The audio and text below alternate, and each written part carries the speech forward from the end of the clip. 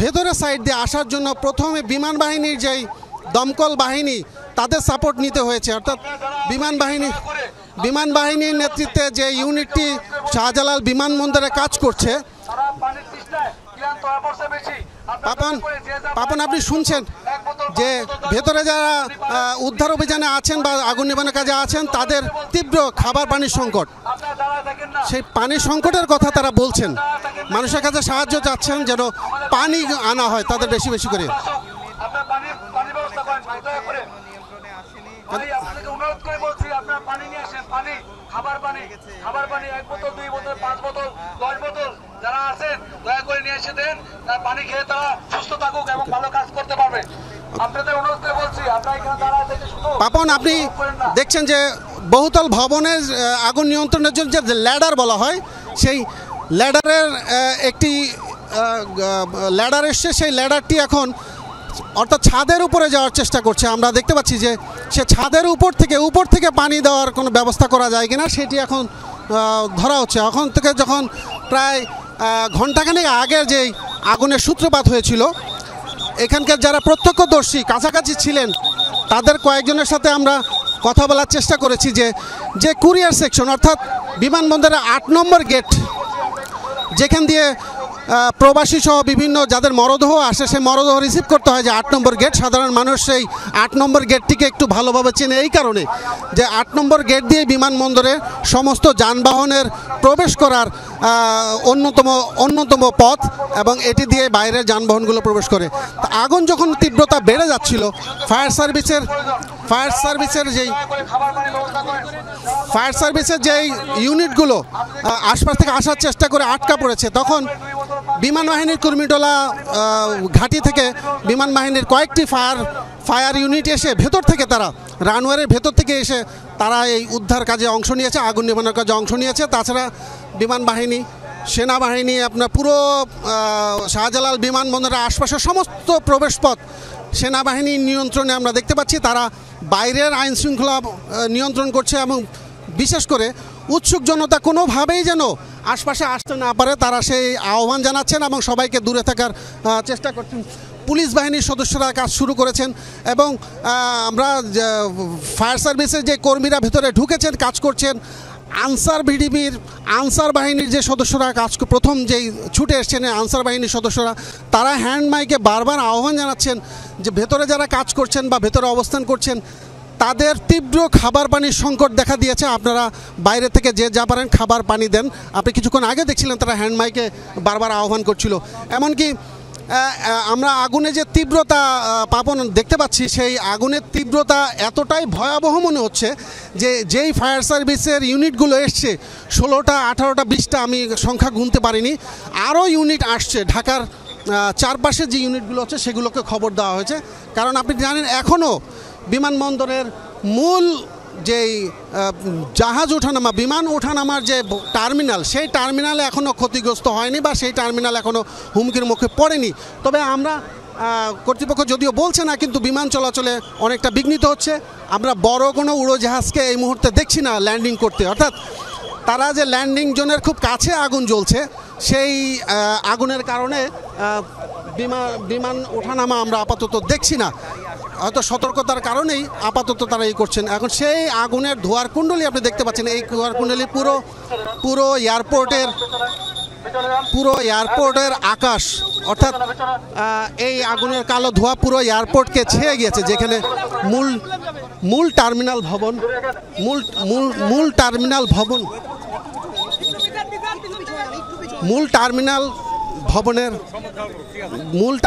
ভবনের পাশে অর্থাৎ অ্যাপ্রন সাইড, যেখানে বিমানগুলো যাত্রী নামানোর জন্য এয়ারপোর্টে ল্যান্ডিংয়ের পর তারা ট্যাক্সি ওয়েতে করে এসে অ্যাপ্রন সাইড বলা হয়, পার্কিং এরিয়া, সে পার্কিং এরিয়া, সেই এরিয়ায় যেখানে আসছে সেই অংশটি কালো ধোঁয়ায় আচ্ছন্ন হয়ে পড়ছে। এই কারণে বিমান নামার পরে বেশ কয়েকটি আমরা দেখতে পাচ্ছি তারা দূরে অবস্থান করছে, অর্থাৎ মূল টার্মিনালে এখনও আসেনি। আর এই মুহূর্তে বিমান নামানোর মতো পরিবেশও নেই।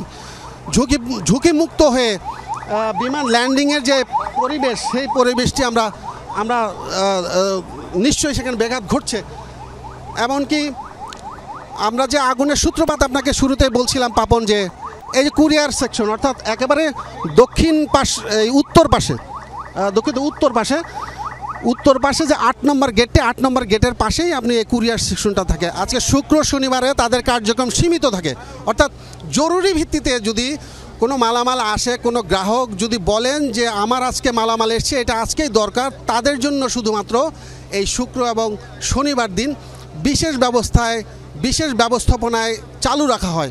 অর্থাৎ তারা দাবি করছেন, বিমানবন্দর কর্তৃপক্ষ দাবি করছেন বা কার্গো কর্তৃপক্ষ দাবি করছেন যে আমাদের সপ্তাহে প্রতিদিনই ছুটির দিনগুলোতে আমরা টার্ম বাই টার্ম এক একজন ছুটিতে থাকে, কিন্তু ছুটির দিনেও তারা সার্ভিসটা দিয়ে যাচ্ছেন বেশ অনেক দিন থেকেই। সেই সার্ভিসের কারণে শুক্রবারেও আজকে সীমিত আকারে খোলা ছিল, এবং সেই খোলা থাকার কারণে বেলা 2টা পর্যন্ত মূল কার্যক্রম, বা বেলা 1টা, কেউ বলছেন বেলা 1টা পর্যন্ত এখানে কার্যক্রম দেখা গেছে।